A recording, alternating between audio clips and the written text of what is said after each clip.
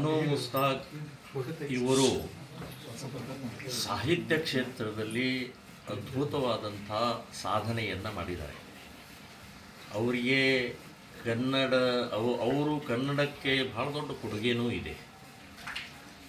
ಅದಕ್ಕೆ ನಮ್ಮ ಅಭಿನಂದನೆ ಇದೆ. ಅವರಿಗೆ ನಾವು ವಂದನೆಯನ್ನು ಮಾಡಲೇಬೇಕು. ಇನ್ನು ಎರಡನೇದಂದರೆ ಅವರು ಇಸ್ಲಾಂ ಎಷ್ಟೇ ಪ್ರಗತಿಪರ ಅನ್ನುವಂಥದ್ದು ಇದ್ದರೂ ಕೂಡ ಇಸ್ಲಾಮರೇ, ಮುಸ್ಲಿಮರೇ. ಆ ಹಿನ್ನೆಲೆಯಲ್ಲಿ ಮುಸ್ಲಿಂ ಸಮಾಜದಲ್ಲಿ ಏಕದೇವೋಪಾಸನ ಅಂದರೆ ಅಲ್ಲಾನ ಒಬ್ಬನ್ನೇ ಪೂಜೆ ಮಾಡ್ತಾರೋ. ನಮ್ಮಲ್ಲಿ ಹಾಗಿಲ್ಲ, ಬಹು ದೇವೋಪಾಸನ ಅನ್ನುವಂಥದ್ದಿದೆ. ನಾವು ಎಲ್ಲ ದೇವರನ್ನೂ ಪೂಜೆ ಮಾಡ್ತೀವಿ. ಅಲ್ಲಾನೂ ಪೂಜೆ ಮಾಡ್ತೀವಿ, ಕ್ರಿಸ್ತನ್ ಪೂಜೆ ಮಾಡ್ತೀವಿ, ನಮ್ಮ ರಾಮ ಕೃಷ್ಣ ಇವರೆಲ್ಲ ಎಲ್ಲಮ್ಮ ಈ ರೀತಿ ಎಲ್ಲ ದೇವರುಗಳನ್ನು ನಾವು ಪೂಜೆ ಮಾಡ್ತೀವಿ. ಅವರು ಅದನ್ನು ಒಪ್ಪಲ್ಲ. ಸೊ ಒಪ್ಪದೇ ಇರುವಂಥ, ಒಪ್ಪೋದಷ್ಟೇ ಅಲ್ಲ, ಮೂರ್ತಿ ಭಂಜಕರು, ದೇವಸ್ಥಾನ ಭಂಜಕರು. ದೇವಸ್ಥಾನ ಕಂಡ್ರೆ ಆಗೋಲ್ಲ, ಹೊಡಿತಾರೋ. ಇತಿಹಾಸದಲ್ಲಿ ಎಲ್ಲ ವಿದೇಶಿ ರಾಜ್ಯಗಳ ಬಂದಂಥವ್ರು ಯಾರು ಅಕ್ರಮಕಾರ ಮೊಘಲರು ಬಂದರು, ಅವರೆಲ್ಲರೂ ದೇವಸ್ಥಾನಗಳನ್ನು ಮಾಡೋದು. ಸೊ ಈ ದೇವಸ್ಥಾನದ ಭಂಜಕರ ಜೊತೆಗೆ ಒಂದು ದೇವಸ್ಥಾನದ ಮೂರ್ತಿಯ ಪೂಜೆ ಮಾಡುವಂಥದ್ದು ಎಷ್ಟು ಸರಿ? ಸೊ ಇದು ಕಾಂಗ್ರೆಸ್ಸಿನ ಅತ್ಯಂತ ಮೂರ್ಖ ನೀಚ ಕೆಲಸ ಅಂತ ನಾನು ಹೇಳ್ತೀನಿ. ತುಷ್ಟೀಕರಣ ಅನ್ನುವಂಥದ್ದು ನಿಮ್ಮ ವೋಟ್ ಬ್ಯಾಂಕ್ ಸಲುವಾಗಿ ನಮ್ಮ ಸಂಪ್ರದಾಯವನ್ನು, ನಮ್ಮ ಸಂಸ್ಕೃತಿಯನ್ನು ಹಾಳು ಮಾಡ್ತಾ ಇದ್ದಾರೆ. ನಿಮಗ್ಯಾರು ಹಕ್ಕು ಕೊಟ್ಟರು ಈ ನಮ್ಮ ಚಾಮುಂಡೇಶ್ವರಿಯ ಮೂರ್ತಿಗೆ ಒಬ್ಬ ಮುಸ್ಲಿಮನ ಕಡೆಯಿಂದ ಪೂಜೆ ಮಾಡೋಕ್ಕೆ ಹಕ್ಕು ನಿಮಗೆ ಯಾರು ಕೊಟ್ಟರು? ಸರ್ಕಾರ ಇದೆ ಅಂದ ತಕ್ಷಣವೇ ಏನು ಬೇಕಾದ್ ಮಾಡೋದಾ? ಇದು ಒಪ್ಪಲಾರದು, ಇದು ಒಪ್ಪಕ್ಕೆ ಸಾಧ್ಯನೇ ಇಲ್ಲ. ಇಡೀ ಕರ್ನಾಟಕದ ಎಲ್ಲ ಹಿಂದೂಗಳು ಇದನ್ನು ಬಹಿಷ್ಕಾರ ಹಾಕ್ತಾರೆ, ಇದನ್ನು ಖಂಡನೆ ಮಾಡ್ತಾರೆ, ಇದನ್ನು ವಿರೋಧಿಸ್ತಾ ಇದ್ದಾರೆ. ಇದರ ಚಾಮುಂಡೇಶ್ವರಿಯ ಶಾಪ ಈ ಕಾಂಗ್ರೆಸ್ ಸರ್ಕಾರಕ್ಕೆ ತಟ್ಟತ್ತೆ ಅಂತನ್ನುವಂಥದ್ದು 100ಕ್ಕೆ 100 ನಾನು ಹೇಳ್ತಾ ಇದ್ದೀನಿ. ಇನ್ನು ಇದರ ಜೊತೆಗೆ ಇನ್ನೊಂದಿದೆ. ಸಾವಿರಾರು ವರ್ಷದಿಂದ ನಾವು ಆಕಳವನ್ನು ಅಂದರೆ ಗೋವನ್ನು ಗೋಮಾತಾ ಅಂತ ಹೇಳಿ ಪೂಜೆ ಮಾಡ್ತಾ ಬಂದಂಥ, ಗೋಮಾಂಸ ತಿನ್ನುವಂಥ ಸಮಾಜದವರು, ಗೋಕಳತನ ಮಾಡುವಂಥವ್ರು, ಸೊ ಗೋವನ್ನು ಕತ್ತರಿಸುವಂಥವ್ರು, ಅಂಥ ಜೊತೆಗೆ ನಾವು ಪವಿತ್ರವಾದಂಥ ಆ ಚಾಮುಂಡೇಶ್ವರಿಯ ದೀಪ ಪೂಜೆ, ಅರಿಶಿನ ಕುಂಕುಮ ಹೂಮಾಲೆ ಹಾಕುವಂಥದ್ದು ನಾವು ಒಪ್ಪಲ್ಲ. ನಾಳೆ ಚಾಮುಂಡೇಶ್ವರಿಗೆ ಅಪವಿತ್ರ ಆಗುತ್ತೆ, ಅಶುಭ ಆಗುತ್ತೆ, ಇಡೀ ಕರ್ನಾಟಕಕ್ಕೆ ಒಂದು ಅಶುಭ ಸಂಕೇತ ಹೋಗುತ್ತೆ. ಸೊ ಇದು ಶೋಭೆ ತರುವಂಥದ್ದಲ್ಲ. ನೀವು ಕೂಡ ಅಪಚಾರ ಮಾಡೋದಷ್ಟೇ ಅಲ್ಲ ಕಾಂಗ್ರೆಸ್ನವರೇ, ಇಡೀ ಕರ್ನಾಟಕದ ಹಿಂದೂಗಳಿಗೆ ಚಾಮುಂಡೇಶ್ವರಿಯ ಕಲಂಕ ತರುವಂತಹ ಪ್ರಕ್ರಿಯೆಯನ್ನು ಮಾಡೋಕ್ಕೆ ಹೋಗಬೇಡಿ, ಇದನ್ನು ವಾಪಸ್ ತಗೊಳ್ಳಿ ಅಂತನ್ನುವಂಥದ್ದು ನಾನು ಹೇಳ್ತೇನೆ. ಮತ್ತು ಈ ಹಿಂದೆ ನಿಸಾರ್ ಅಹಮದ್ ಅವಾಗಲೂ ವಿರೋಧ ಆಗಿದೆ. ಈಗ ಇವ್ರು ಹೇಳ್ತಾ ಇದ್ದಾರೆ ಅಷ್ಟೇ, ಅವಾಗಲೂ ವಿರೋಧ ಆಗಿದೆ. ಅವಾಗಲೂ ಭಂಡತನದಿಂದ ಅವರನ್ನು ಮಾಡಿದ್ದಾರೆ. ಸೊ ಹಾಗಾಗಿ ಇಸ್ಲಾಂ ಬೇಕಾದಷ್ಟು ಕಾರ್ಯಕ್ರಮಗಳಿದ್ದಾವೆ ರೀ. ಸಿದ್ದರಾಮಯ್ಯ, ನೀವು ಡಿ ಕೆ ಶಿವಕುಮಾರ್ ನಿಮ್ಮ ಹುಟ್ಟು ಹಬ್ಬಕ್ಕೆ ಕರೆದು ಬೇಕಾದ ಮಾಡಿಕೊಡ್ರಿ ನೀವು, ಅಥವಾ ಇನ್ನು ಬೇರೆ ಬೇರೆ ಸರ್ಕಾರಿ ಕಾರ್ಯಕ್ರಮಗಳಲ್ಲಿ ಬೇಕಾದ ಮಾಡಿಕೊಡ್ರಿ. ಇಲ್ಲಿ ಯಾಕೆ ತರ್ತೀರಿ?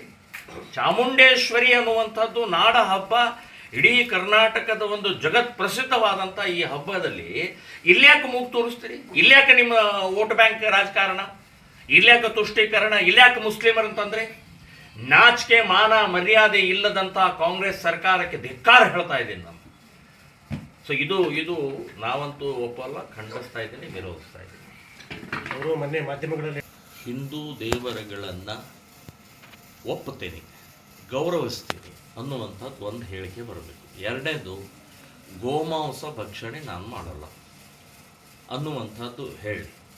ಸೊ ಆವಾಗ ಎಲ್ಲ ಧರ್ಮದ ದೇವರುಗಳನ್ನು ಕೂಡ ನಾನು ನಂಬುತ್ತೀನಿ ಅಂತಂದು ಈ ವಾಕ್ಯ ಅವ್ರ ಬಾಯಿಂದ ಬರಬೇಕು. ಬಂದಾಗ ಅದನ್ನು ಅವಾಗ ಒಪ್ಕೋಬೇಕು. ಇಲ್ಲಾಂದರೆ ಬೂಟಾಟಿಕೆ ನಾಟಕ ಮಾಡುವಂಥದ್ದು ಭಾನು ಮುಸ್ತಾಕ್ ಅವ್ರು ನಿಲ್ಲಿಸಬೇಕು ಅಂತನ್ನುವಂಥದ್ದು. ಶ್ರೀರಾಮ ಸೇನೆ ಆಗಲಿ ಮತ್ತೆ ಯಾರಲ್ಲಿ ಒಪ್ಪಲಿಕ್ಕೆ ಸಾಧ್ಯನೇ ಇಲ್ಲ. ಭಾನು ಮುಸ್ತಾಕ್ ಅವ್ರನ್ನ ಶ್ರೀರಾಮ ಸೇನೆ ಆಗಲಿ ಮುತಾಲಿಕ್ ಅವರು ಯಾರು ಒಪ್ಪಲಿಕ್ಕೆ ಸಾಧ್ಯನೇ ಅಲ್ಲ. ಶ್ರೀರಾಮ ಸೇನೆ ಅನ್ನುವಂಥ ಬರೀ ಒಂದು ಸಂಘಟನೆ ಅಲ್ಲ, ಇಡೀ ಕರ್ನಾಟಕದ ಎಲ್ಲ ಹಿಂದೂಗಳಿಗೂ ಇದೇನು, ಇಡೀ 7 ಕೋಟಿ ಹಿಂದೂಗಳಲ್ಲಿ ಒಬ್ಬ ಯೋಗ್ಯ ವ್ಯಕ್ತಿ ಹಿಂದೂ ಸಿಗಲಿಲ್ವಾ ಇವರಿಗೆ? ಸಾಬ್ರ ಬೇಕಾ? ಮುಸ್ಲಿಮರ ಬೇಕಾ? ಗೋಭಕ್ಷಕರ ಬೇಕಾ? ಗೋಕಳ್ಳರ ಬೇಕಾ? ಮೂರ್ತಿ ಭಂಜಕರ ಬೇಕಾ ಅನ್ನುವಂಥದ್ದು ಬಹಳ ದೊಡ್ಡ ಪ್ರಶ್ನೆ ಎಲ್ಲರಲ್ಲೂ ಇದೆ. ಎಲ್ಲರಲ್ಲೂ ಕೂಡ ಆಕ್ರೋಶ ಇದೆ ಅಂತನ್ನುವಂಥದ್ದು ನಾನು ಹೇಳ್ತೇನೆ. ಶ್ರೀರಾಮ್ ಸೇನೆ ಕೂಡ ಇದನ್ನು ನಾವು ಖಂಡಿಸ್ತಾ ಇದ್ದೀವಿ, ವಿರೋಧಿಸ್ತಾ ಇದ್ದೀವಿ. ಜಿ, ಎರಡನೇ ವಿಷಯದ್ದು ಧರ್ಮಸ್ಥಳದ್ದು. ಕಳೆದ 4-5 ತಿಂಗಳಲ್ಲಿ ದೊಡ್ಡ ಪ್ರಮಾಣದ ಗಲಾಟೆಗಳಾಗ್ತಾ ಇದೆ. ಇದ್ರ ಬಗ್ಗೆ ನಿಮ್ಮ ನಿಲುವು? ನಾನೀಗಾಗಲೇ ಇದರ ಸಂಬಂಧಪಟ್ಟಾಗೆ ನಿಲುವನ್ನು ಹೇಳಿದ್ದೇನೆ. ಒಂದು ಧರ್ಮಸ್ಥಳದ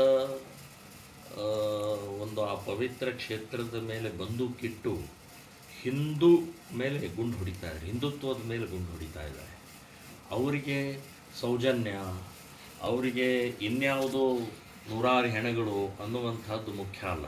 ಅವರಿಗೆ ಧರ್ಮಸ್ಥಳ, ಹಿಂದುತ್ವ, ಹಿಂದೂ ದೇವಾಲಯಗಳನ್ನು ಬದನಾಮ್ ಮಾಡೋದು, ಅಪಮಾನ ಮಾಡೋದು, ಅಪಪ್ರಚಾರ ಮಾಡೋದು, ನಂಬಿಕೆ ಹಾಳು ಮಾಡೋದು, ಇದು ಅವರ ಗುರಿ ಇದೆ, ಇದು ಅವರ ಉದ್ದೇಶ ಇದೆ. ಸೊ ಈ ಉದ್ದೇಶ ಕಳೆದ 4 ತಿಂಗಳಿಂದ ಸಕ್ಸಸ್ ಆಗಿದ್ದಾರೆ. ಅವ್ರ ಉದ್ದೇಶ ಇವತ್ತು ಯಶಸ್ವಿಯಾಗಿದೆ. ಎಲ್ಲರ ಬಾಯಲ್ಲಿ ಧರ್ಮಸ್ಥಳ ಧರ್ಮಸ್ಥಳ ಧರ್ಮಸ್ಥಳ ಅನ್ನುವಂಥದ್ದು ಬಂದ್ಬಿಟ್ಟಿದೆ. ಹಳ್ಳಿ ಮನೆಯಲ್ಲಿ ಇವತ್ತು ಧರ್ಮಸ್ಥಳದ ಬಗ್ಗೆ ಸಂಶಯ, ಅಪನಂಬಿಕೆ, ಮಾತುಗಳು, ಚರ್ಚೆ ಇದೆಲ್ಲ ಪ್ರಾರಂಭ ಆಗಿಬಿಟ್ಟಿದೆ. ಇದಕ್ಕೆ ಸರ್ಕಾರ ಬಹಳ ದೊಡ್ಡ ತಪ್ಪು ಮಾಡಿದೆ. SIT ನೇಮಿಸಿದರು. ಶನಿವಾರ ಸಿದ್ದರಾಮಯ್ಯನವ್ರು ಹೇಳ್ತಾರೆ, ಯಾರೋ ಒಬ್ಬನ ಹೇಳ್ದ SIT ನೇಮಿಸೋಕ್ಕಾಗತ್ತೇನು ಅಂತ ಅನ್ನುವಂಥ ಶನಿವಾರ ಹೇಳ್ತಾರೆ. ಸೋಮವಾರ ಅಂದರೆ ರವಿವಾರ ಬಿಟ್ಟು ಸೋಮವಾರ ಆ ವ್ಯಕ್ತಿ ಹೇಳಿಕೆಯ ವ್ಯಕ್ತಿದು ಬ್ರೈನ್ ಮ್ಯಾಪಿಂಗ್ ಇತ್ತು, ಕೋರ್ಟ್ನಲ್ಲಿ ಬ್ರೈನ್ ಮ್ಯಾಪಿಂಗ್ ಇತ್ತು. ಸೊ ಆ ಬ್ರೈನ್ ಮ್ಯಾಪಿಂಗದು ಮೊದಲನೇ ದಿನ ರವಿವಾರ ಇವರು ಸಡನ್ನಾಗಿ ಘೋಷಣೆ ಮಾಡ್ತಾರೆ, SIT ರಚನೆ ಮಾಡಿದ್ದೀವಿ ಅಂತ ಘೋಷಣೆ ಮಾಡ್ತಾರೆ. ಯಾಕೆ? ನೀವು ಬ್ರೈನ್ ಮ್ಯಾಪಿಂಗ್ ಆಗಬೇಕಾಗಿತ್ತು ಒಂದು. ಎರಡನೇದು, ಮೊದಲೇ ದಿನ ನೀವು ಏನು ಅವಶ್ಯಕತೆ ಇಲ್ಲ ಅಂತ ಹೇಳಿದಂಥವ್ರು ಎರಡನೇ ದಿನನೇ ಯಾಕೆ ಘೋಷಣೆ ಮಾಡಿದ್ರಿ? ಇದರಲ್ಲಿ ಯಾರೋ ಒತ್ತಡ ಇದೆ, ಒತ್ತಡ ಭಾಳ ಕ್ಲಿಯರ್ ಇದೆ. ಇದು ಕಾಂಗ್ರೆಸ್ನಲ್ಲಿರುವಂಥ Muslim lobby, Christian lobby, communist lobby ಅವರ ಮೇಲೆ ಒತ್ತಡ ಮಾಡಿದೆ. ಆ ಒತ್ತಡದಿಂದ ಅವರು ಘೋಷಣೆ ಮಾಡಿದ್ದಾರೆ ಅಂತನ್ನುವಂಥದ್ದು ಒಂದು ಹೇಳ್ತಾರೆ. ಇನ್ನು ನೀವು SIT ಮಾಡೋದೇ ಆದರೆ ಬರೀ ಧರ್ಮಸ್ಥಳ ಯಾಕೆ? ಇಡೀ ರಾಜ್ಯದಲ್ಲಿ 2 ವರ್ಷದಲ್ಲಿ 927 ಅಪ್ರಾಪ್ತ ಹುಡುಗಿಯರು ಕಾಣೆಯಾಗಿದ್ದಾರೆ 2 ವರ್ಷದೊಳಗೆ. ಆ ಇಡೀ ರಾಜ್ಯದ ಎಲ್ಲೆಲ್ಲಿ ಕಾಣೆ ಕಂಪ್ಲೇಂಟ್ ಇದೆ ಅದೆಲ್ಲವೂ ಕೂಡ SITಗೆ ಒಪ್ಪಿಸಿ, ಯಾರು ಕಾಣೆ ಎಲ್ಲಿ ಹೋಗಿದ್ದಾಳೆ, ಏನು ಹೋಗಿದ್ದಾಳೆ, ನೀವು ಮಹಿಳೆಯರ ಬಗ್ಗೆನೇ ಕಾಳಜಿ ಇದ್ದಿದ್ರೆ SIT ಇದಕ್ಕೂ ನೇಮಿಸಿ. ಬೇಕಾದಷ್ಟು ರೇಪ್ಗಳು ಇಡೀ ಕರ್ನಾಟಕದಲ್ಲಾಗಿದ್ದಾವೆ. ಸೊ ಅದನ್ನು ನೇಮಿಸುವುದಿಲ್ಲ, ಬರೀ ಇಲ್ಲಿ ಟಾರ್ಗೆಟ್ ಧರ್ಮಸ್ಥಳ ಯಾಕೆ ಅಂತನ್ನುವಂಥದ್ದು ಪ್ರಶ್ನೆ ಬರುತ್ತೆ. ಇನ್ನು ಮೂರನೇದು ಅಂತಂದರೆ ಅಲ್ಲಿರುವಂಥ ವ್ಯಕ್ತಿಗಳು. ಈಗ ನಾನೇ ಉದಾಹರಣೆಗೆ ಒಂದು ಕೈಯಲ್ಲಿ ತಲೆ ಬೊರಡೆ ಹಿಡ್ಕೊಂಡು ನಾನು ಓಡಾಡ್ತೀನಿ, ಇಡೀ ಊರೊಳಗೆಲ್ಲ ಓಡಾಡ್ತೀನಿ. ತಕ್ಷಣ ಪೊಲೀಸರು ಬಂದು ಅರೆಸ್ಟ್ ಮಾಡ್ತಾರೆ. ಯಾರ್ದು ಬುರುಡೆ ಇದು, ಎಲ್ಲಿಂದ ತಂದು, ಯಾರನ್ನ ಕೊಂದಿದ್ದೀಯ, ಹಾಗೆ ಹೀಗೆ 108 ಪ್ರಶ್ನೆ ಕೇಳ್ಕೊಂಡು ನನ್ನ ಮೇಲೆ ಕೇಸ್ ಹಾಕ್ತಾರೆ.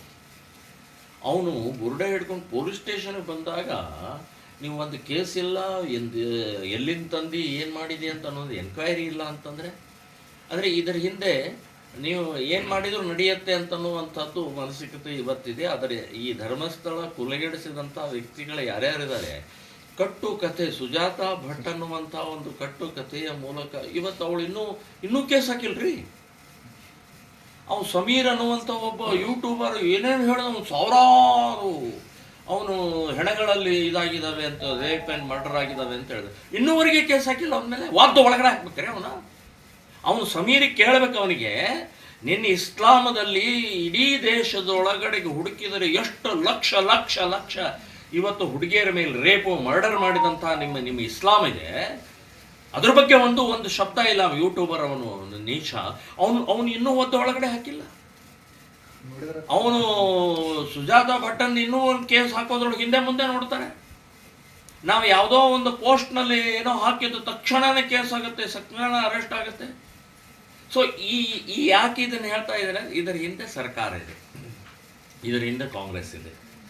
ಎಲ್ಲವನ್ನು ಮೌನವಾಗಿ ನೋಡ್ತಾ ಇದೆ, ಅನುಭವಿಸ್ತಾ ಇದ್ದಾರೆ, ನಗ್ತಾ ಇದ್ದಾರೆ, ಅದು ಅಪಚಾರ ಅಪಮಾನ ಆಗ್ತಾ ಇರುವಂಥದ್ದು ಗಮನಿಸ್ತಾ ಇದ್ದಾರೆ ಅಂತ ನಾನು ಹೇಳ್ತಾ ಇದ್ದೀನಿ. ಸೊ ಭಾಳ ದೊಡ್ಡ ತಪ್ಪು ಮಾಡಿದರು, ಅಪರಾಧ ಮಾಡಿದರು. ಮತ್ತು ಧರ್ಮಸ್ಥಳದಲ್ಲಿ ಇರುವಂಥ ಮಂಜುನಾಥ್ ಮತ್ತು ಅಣ್ಣಪ್ಪ ಭಾಳ ಅತ್ಯಂತ ಸ್ಟ್ರಾಂಗ್ ಇರುವಂಥ ದೇವರವರು.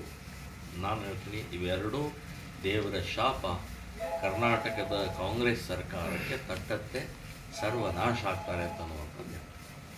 ಜನಾರ್ದನ್ ರೆಡ್ಡಿ ಅವರು ಸೆಂಥಿಲ್ ಅನ್ನುವಂಥ ಒಬ್ಬ ಸಂಸದನ ಮೇಲೆ ಆರೋಪ ಮಾಡಿದರು. ಅಂದರೆ ಇವರಿಗೆಲ್ಲ ಇವ್ರ ಮುಖಾಂತರ ಫಂಡಿಂಗ್ ಆಗ್ತಾ ಇದೆ ಅಂತ ಹೇಳಿದರು. ಅದ್ರ ಬಗ್ಗೆ ನಿಮ್ಮ ಅಭಿಪ್ರಾಯ? ವಿದೇಶಿ ಫಂಡಿಂಗ್ ಏನಾರು ಆಗ್ತಾ ಇದೆ ಅಥವಾ ವಿದೇಶಿ ಕೈವಾಡ ಇದೆಯಾ? ನೋಡಿ, ಸಮೀರಂದು ಯೂಟ್ಯೂಬ್ ಅವನು ಎಲ್ಲೋ ಮೂಲೆಯಾಗಿ ಬಿದ್ದುಕೊಂಡು ಸಣ್ಣ ಪುಟ್ಟ ಮಾಡ್ಕೊಂಡಿರುವಂಥವ್ನು ಇವತ್ತು ಒಂದು ಎಷ್ಟು ಲಕ್ಷ ಲೈಕು ಎಲ್ಲೆಲ್ಲ ಆಯಿತು ಅಂತನ್ನುವಂಥದ್ದು ಒಂದು. ಎರಡನೇದು, ಈ ಧರ್ಮಸ್ಥಳದ ಕರ್ನಾಟಕದ ಒಂದು ಘಟನೆ ಅಲ್ ಜೀರಾ ಅಂತನ್ನುವಂಥದ್ದು ವರ್ಲ್ಡ್ ಇಸ್ಲಾಮಿಕ್ ಒಂದು ಚಾನಲ್ ಅವರು ಹೇಳ್ತಾರೆ. ಇದನ್ನು ಬ್ರಿಟನ್ನಿನ BBC ಹೇಳುತ್ತೆ. ಥೌಸಂಡ್ಸ್ ಆಫ್ ಇದು ಮರ್ಡರ್ ಇನ್ ಒನ್ ಟೆಂಪಲ್ ಅಂತ ಹೇಳ್ತಾರೆ. ಆಮೇಲೆ ಕೇರಳದಲ್ಲಂತೂ ದಿನಾಲು ಅದನ್ನು ಓಪನ್ ಮಾಡಿದರೆ ಕೇರಳಕ್ಕೆ, ಧರ್ಮಸ್ಥಳಕ್ಕೆ, ಅಲ್ ಜಜೀರಾಗೆ ಮತ್ತು ಧರ್ಮಸ್ಥಳಕ್ಕೆ, ಬ್ರಿಟನ್ನಿಗೆ, ಧರ್ಮಸ್ಥಳಕ್ಕೆ, ಪಾಕಿಸ್ತಾನದಲ್ಲಿ ಓಪನ್ ಹೇಳ್ತಾನೆ. ಸೊ ಇದೊಂದು ದೊಡ್ಡ ಇಡೀ ಜಗತ್ತಿನ ಒಂದು ಷಡ್ಯಂತ್ರ, ನಮ್ಮ ದೇಶದಲ್ಲಿ ಇರುವಂಥ ನಂಬಿಕೆಗಳನ್ನು ಹಾಳು ಮಾಡುವಂಥದ್ದು ಒಂದು ದೊಡ್ಡ ಷಡ್ಯಂತ್ರ ಇದೆ. ಇದರಲ್ಲಿ ವಿದೇಶಿ ಫಂಡ ಇರ್ಬೋದು, ಇದರಲ್ಲಿ ಬೇರೆ ಬೇರೆ ರೀತಿಯ ಪ್ರಕ್ರಿಯೆ ಸಾಕಷ್ಟಾಗಿದೆ. ಇದು ನನಗೆ ಅನಿಸುತ್ತೆ BJPಯವರು ಪಟ್ಟಾಗಿ ನಿಂತ್ಕೊಂಡು, ಗಟ್ಟಿಯಾಗಿ ನಿಂತ್ಕೊಂಡು, ಒಟ್ಟಾಗಿ ನಿಂತ್ಕೊಂಡು NIA ಮೂಲಕ ಇನ್ನು ತನಿಖೆ ಮಾಡಿದರೆ 100ಕ್ಕೆ 100 ಸರ್ಕಾರ ಮತ್ತು ಎಲ್ಲವೂ ಕೂಡ ಹೊರಗೆ ಬರುತ್ತೆ ಅಂತ ಅನ್ನುವಂಥದ್ದು. ಸರ್, ಮಹಾರಾಷ್ಟ್ರ ಒಳಗಡೆ ಈಗ ಶಿವಸೇನೆ ಮತ್ತು ಕರ್ನಾಟಕ ಶ್ರೀರಾಮ್ ಸೇನೆ ಎರಡು ಮಿಂಗಲ್ ಆಗ್ತಿರೋ ಬಗ್ಗೆ 2-3 ದಿವಸದ ಹಿಂದೆ ಸೋಷಿಯಲ್ ಮೀಡಿಯಾದಲ್ಲಿ ನೋಡಿದೆ. ಅದ್ರ ಬಗ್ಗೆ ಏನು? ನಮ್ಮ ಕೆಲವೊಂದು ಜನ ಶಿವಸೇನೆ ಮಾಡ್ತೀನಿ ಅಂತ ಹೋಗಿದ್ದಾರೆ.